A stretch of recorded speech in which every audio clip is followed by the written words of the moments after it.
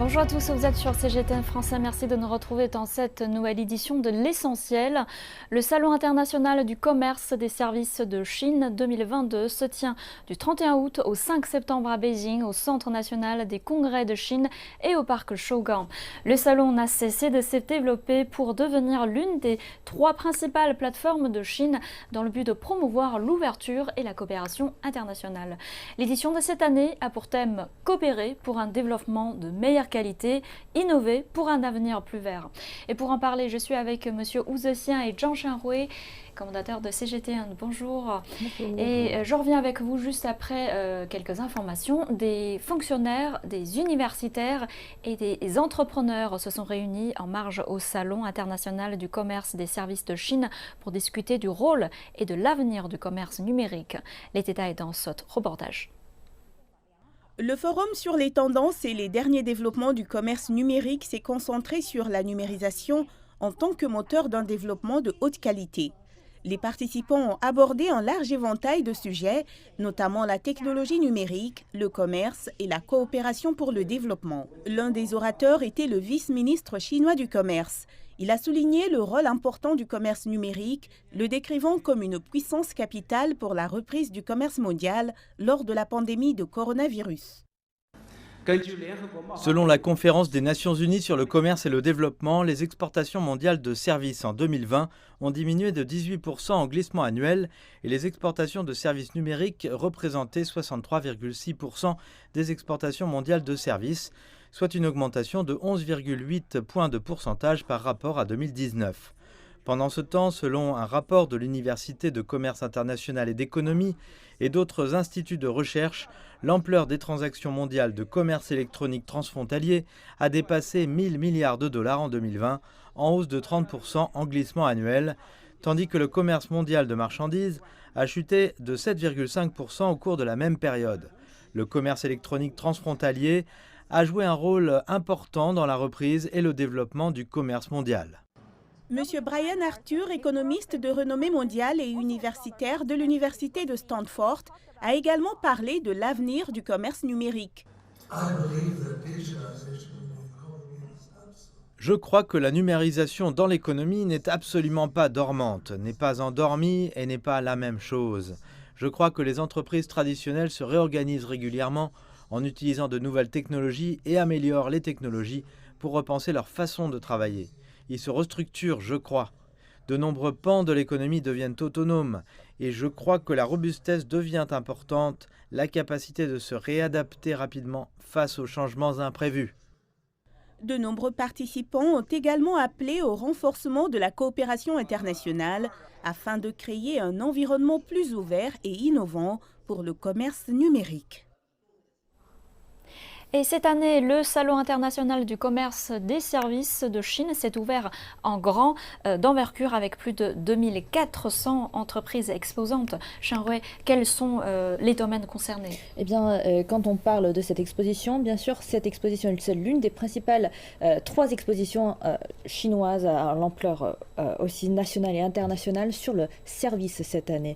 Puisqu'il faut quand même, on rappelle pour notre public et pour nos téléspectateurs et nos internautes, en Chine, il y a en tout 3 plus grandes expositions, dont l'exposition des produits d'importation qui se tient une fois par an à Shanghai et l'exposition des produits de consommation une fois par an sur l'île de Hainan, à Haikou précisément dans le sud de la Chine. Et puis il y a aussi cette 3e exposition qui se concentre justement sur le service.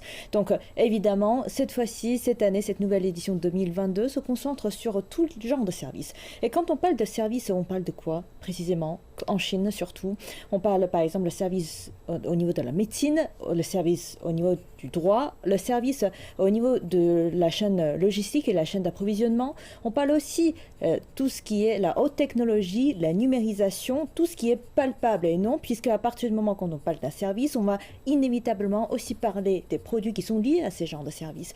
Donc en effet, ces services-là qui sont aujourd'hui très importants, qui représentent une conception dans l'économie chinoise et dans son développement, Et d'ailleurs, cette année, ce qui est particulier, justement après les JO d'hiver de Beijing 2022 sur les sports d'hiver, cette année, les sports d'hiver, c'est aussi également devenu un domaine très important dans le service, ça s'appelle le service du sport. Et ce n'est pas tout, puisqu'on peut aussi parler du consulting, on peut parler de l'audit, on peut parler de la chaîne d'approvisionnement, les chaînes, la logistique, tout ce qui relève du service aujourd'hui. Et en plus, encore une fois, il faudrait qu'on rappelle ce chiffre 65% de services qui aujourd'hui, c'est le poids des services dans l'économie mondiale. Donc en effet, que vous soyez en Chine ou partout dans le monde, votre vie dépend non seulement des produits, non seulement de la nourriture, de la boisson que vous consommez tous les jours, mais aussi les services. C'est en effet aussi une représentation de la société autour de soi. En fait, on a l'impression que tout est concerné, l'éventail de domaines s'est largement élargi. Cette année, le salon s'est ouvert à un moment, on va dire, très particulier. Il faut rappeler le contexte. C'est après plus de 2 années assez difficile en raison de l'épidémie mondiale et la reprise économique mondiale est toujours assez fragile et faible. Et monsieur Wu, quelle est la situation du commerce des services en Chine dans ce moment et dans ce contexte particulier? Je pense que paradoxalement, voilà, dans le contexte de la propagation de la pandémie, certains secteurs liés aux services se développent rapidement parce que si on est limité au déplacement, on cherche d'autres moyens. Par exemple, le commerce par l'Internet, le commerce électronique, ça se développe très très rapidement en Chine. Cela incite les consommateurs à consommer davantage parce que vous avez la facilité de consommer. Voilà, il suffit de cliquer sur votre portable et quelques heures après, parfois, 1 heure après, il y a un livreur qui livre votre produit à domicile. Donc, vous utilisez le débit, vous consommez des choses, et puis vous favorisez un secteur qui est tout à fait nouveau depuis quelques années, c'est-à-dire les livreurs. Voilà. Aujourd'hui, vous voyez des armées de livreurs qui sont très nombreux, qui sillonnent tous les quartiers des villes. Même à la campagne, vous avez des livreurs qui viennent chez vous pour vous apporter des produits.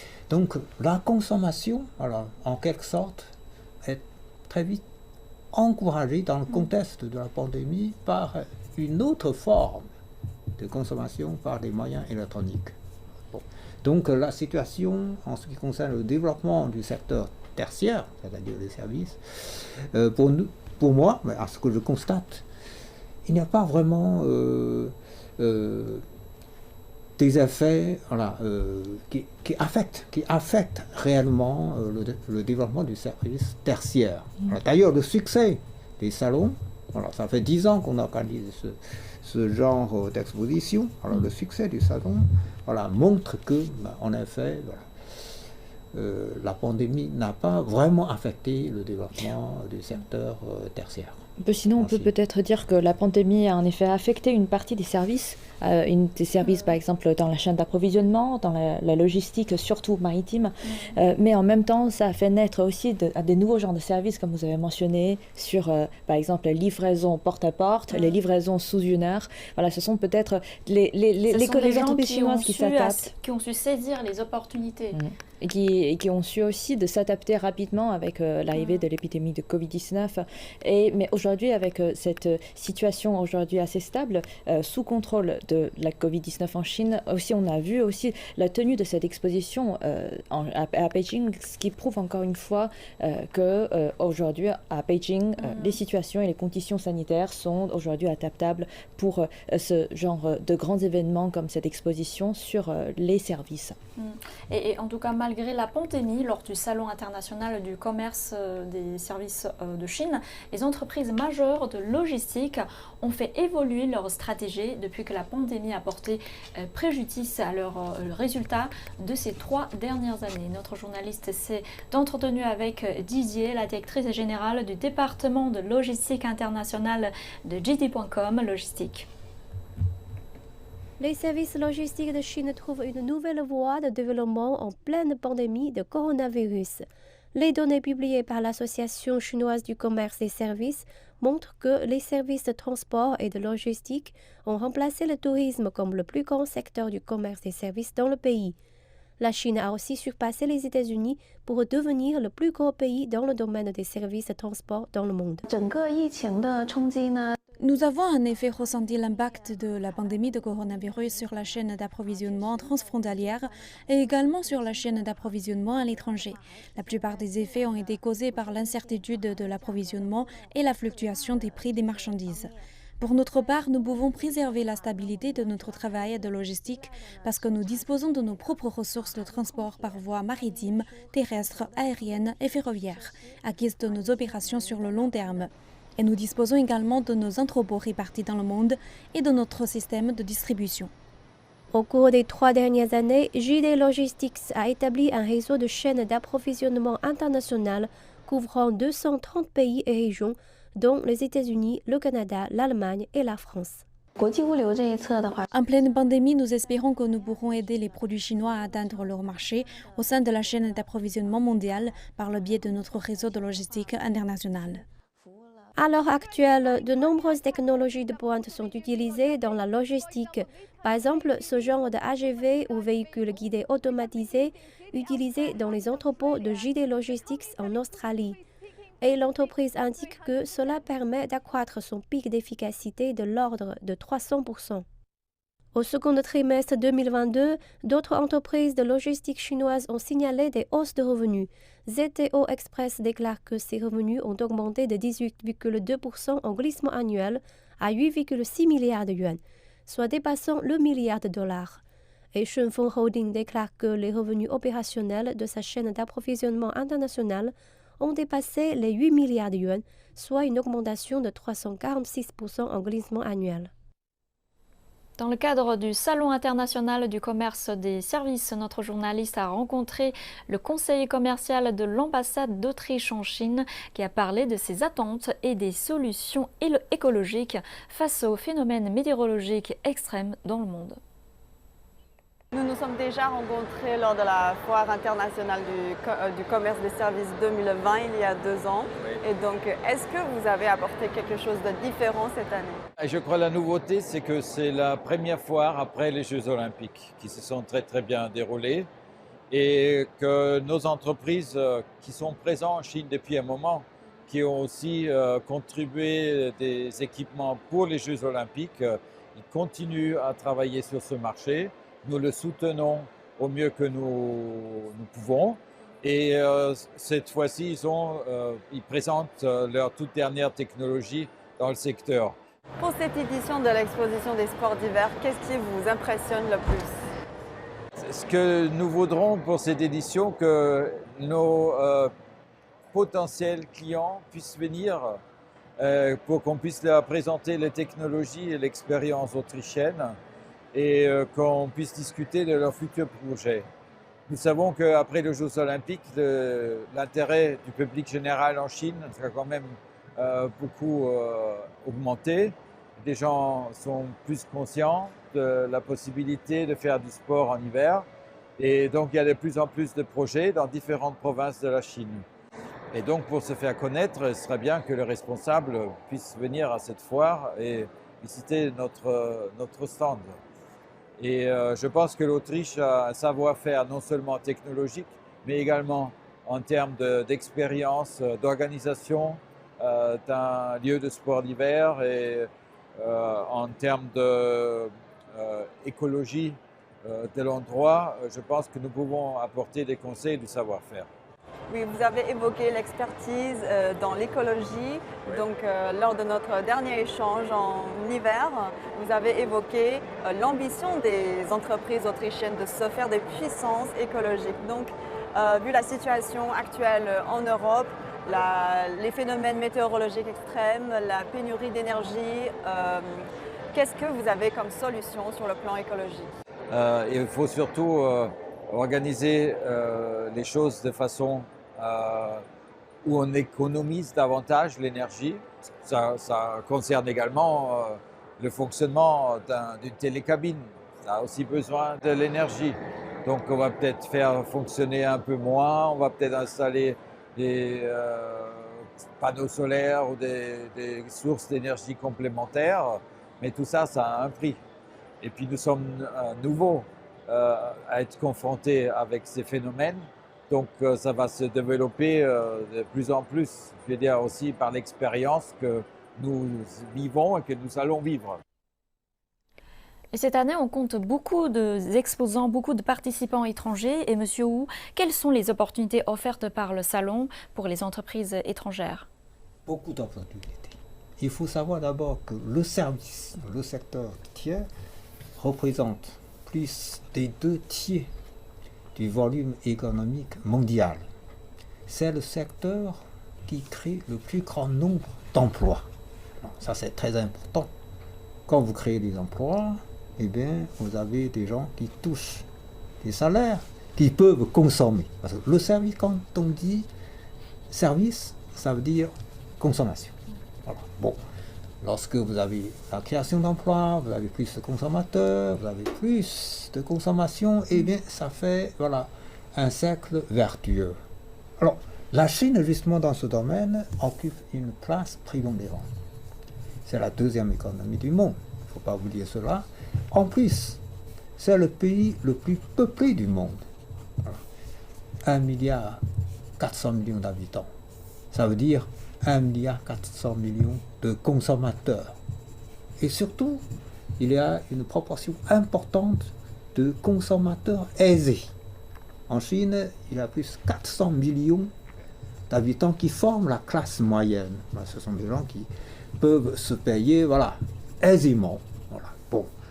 Donc, ils profitent du service, parce que le service, c'est pour servir les consommateurs. Bon. Alors, dans le domaine des échanges, voilà, commerciaux, des services entre la Chine et ses partenaires, voilà, la Chine occupe une place très importante. C'est le deuxième grand pays, voilà, en ce qui concerne le commerce des services dans le monde. La Chine entretient, voilà, aujourd'hui, des relations d'échanges commerciaux, des services avec plus de 200 pays et régions. Voilà. Bon. Et en 10 ans, depuis 2012, la Chine a importé au total plus de 4 300 milliards de dollars de produits de services, y compris l'achat des propriétés intellectuelles, des licences. D'accord ? Bon. La Chine exporte aussi, parce que la Chine, dans ce domaine, voilà, dans le domaine d'innovation, la Chine aussi est un grand exportateur des licences de propriété. Mais en même temps, la Chine achète. Bon. Alors, donc, sur le plan du volume d'importation des services, la Chine, c'est le deuxième grand pays du monde.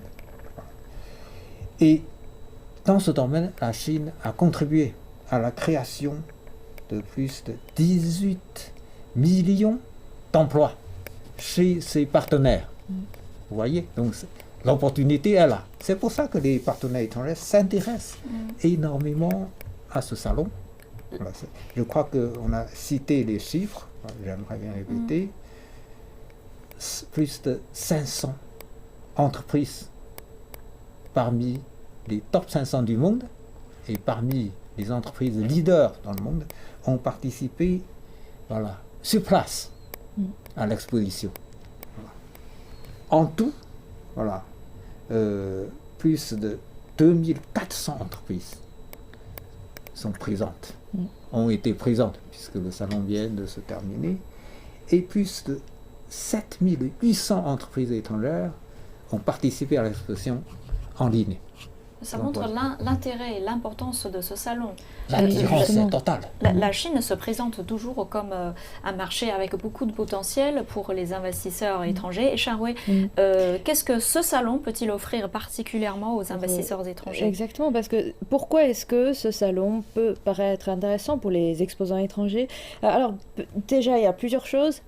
Quand on parle d'une exposition, c'est aussi la concentration du monde. Quand on vient, on a une présence dans une certaine exposition, nous sommes là, les exposants sont là, il y a aussi des professionnels qui sont là, il y a aussi les représentants des autorités locales qui sont là. Donc en effet, en plus, il faut rappeler que en effet, c'est une exposition qui a c'était pour une durée de 6 jours à partir du 31 août. Donc les premiers 3-4 jours, c'était réservé uniquement aux professionnels.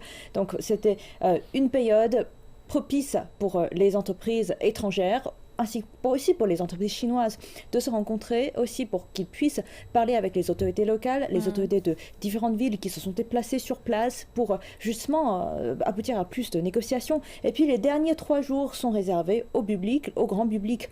Les publics peuvent donc simplement acheter un ticket pour entrer, pour à la fois connaître, apprendre plus sur ce qu'est proposer des différents genres de services et en même temps de faire l'expérience de ces services. Par exemple, de regarder comment un robot peut fabriquer de l'alcool, peut fabriquer un cocktail tout seul avec des robots, comment un chien robotique peut marcher dans une salle d'exposition. Voilà, ce sont des expériences en fait qui attirent les gens. Et surtout cette année avec cette notion de métaverse, ce sont en effet une vitrine pour les entreprises chinoises, aussi pour les entreprises étrangères, de venir sur place, d'abord de montrer leur savoir-faire, de montrer leurs services et en même temps d'apprendre aussi ce que les autres font en même temps en Chine et puis de voir s'il y a peut-être d'autres entreprises qui sont spécialisées dans d'autres genres de services mais qui sont liées à leur propre business.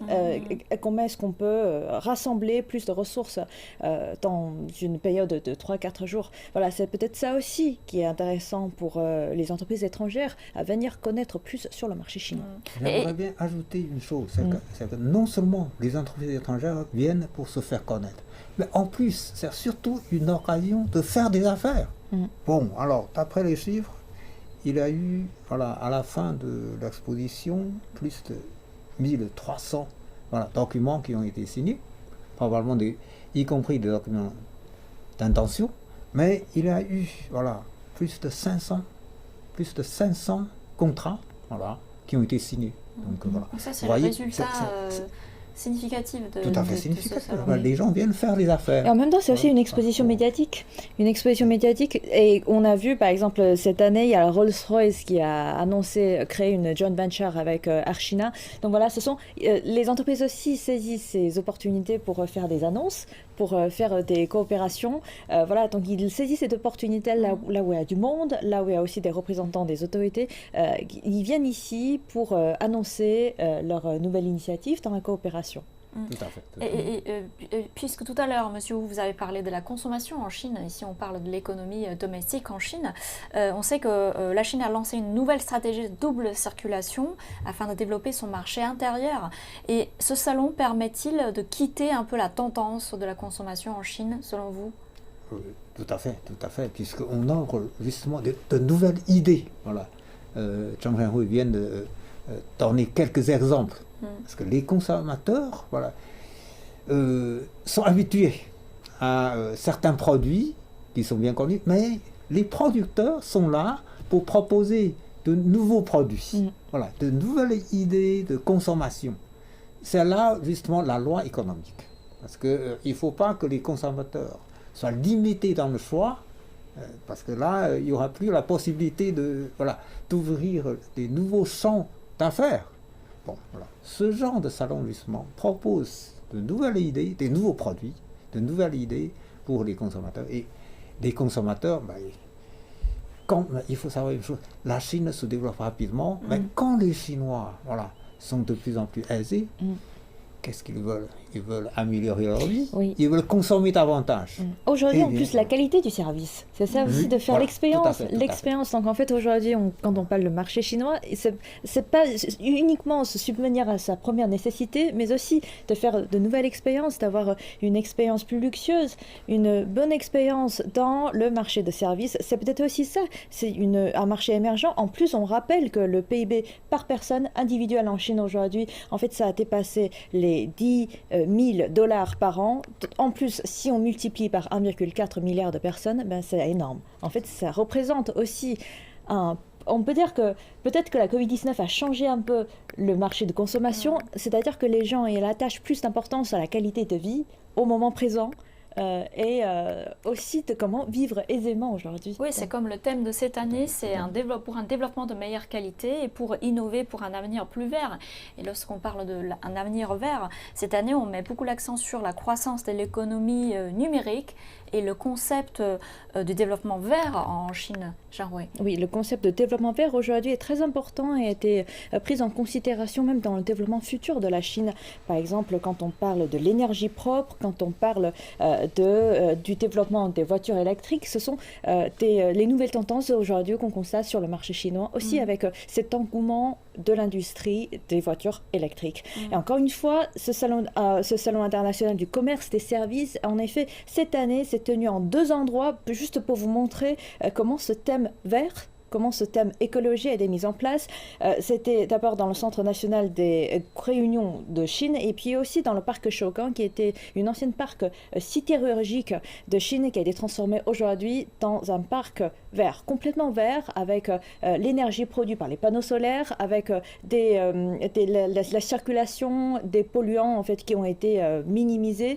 Donc cette fois-ci, si l'exposition internationale du commerce des services a été tenue, et aussi une partie, surtout pour la haute technologie, dans ce parc Shougang, ce parc de l'ancien sidérurgie qui a été réadapté aujourd'hui dans un parc culturel, eh bien, il y est pour quelque chose, cette notion de l'écologie, cette notion du développement vert. Et encore une fois, cette exposition a également une très belle plateforme pour les entreprises et aussi pour le public d'apprendre sur les nouvelles tendances dans l'écologie, sur les nouvelles tendances dans la fabrication verte. Par exemple, un exemple très intéressant que j'ai vu cette année pour l'exposition, c'est ces tuyaux qui sont fabriqués au lieu des plastiques, mais qui sont fabriqués par des bambous. Comment est-ce qu'on peut utiliser des bambous, cette matière qui est aujourd'hui très à la mode en Chine, qui est aussi vert, 100% dégradable, aujourd'hui d'utiliser ce nouveau genre d'ingrédients, ce nouveau genre de matière dans la fabrication industrielle. Et Monsieur Wu, étant donné l'accent mis sur le développement vert en Chine, quel est l'impact sur la structure économique en Chine ? Vous savez, depuis des années, la Chine a fait des efforts considérables dans le domaine de la protection de l'environnement. Nous qui vivons à Pékin, on a connu une période où la pollution atmosphérique était très préoccupante. Voilà, le ciel bleu était devenu rare. Et on a fait vraiment des efforts considérables en fermant carrément des cimenteries, des aciéries, dans les alentours de Pékin, dans la province de Hebei. C'est un prix très lourd à payer. Fermer des usines, qu'est-ce que cela veut dire? Cela veut dire beaucoup de chômeurs. Il faut que l'État prenne en charge des chômeurs. Il faut les réinsérer dans d'autres activités économiques. Voilà. Et tous ces efforts, non seulement à côté de Pékin, mais aussi dans l'ensemble du pays, ont produit des résultats convaincants. Ça prouve la détermination. On retrouve le ciel bleu à Pékin. On n'a plus d'inquiétude lorsqu'on sort. Voilà. D'inquiétude de respirer de l'air pollué. Mais aujourd'hui, on est rassuré. D'accord? Donc, dans ce domaine écologique, la Chine est vraiment un pays exemplaire. Et comme le thème de cette année, coopérer pour un développement de meilleure qualité et innover pour un avenir plus vert. Et c'est la fin de cette émission. Merci de nous avoir suivis. Merci Monsieur Wu, merci Zhang Hui de participer à cette émission. Je vous retrouve jeudi pour une nouvelle édition de l'Essentiel.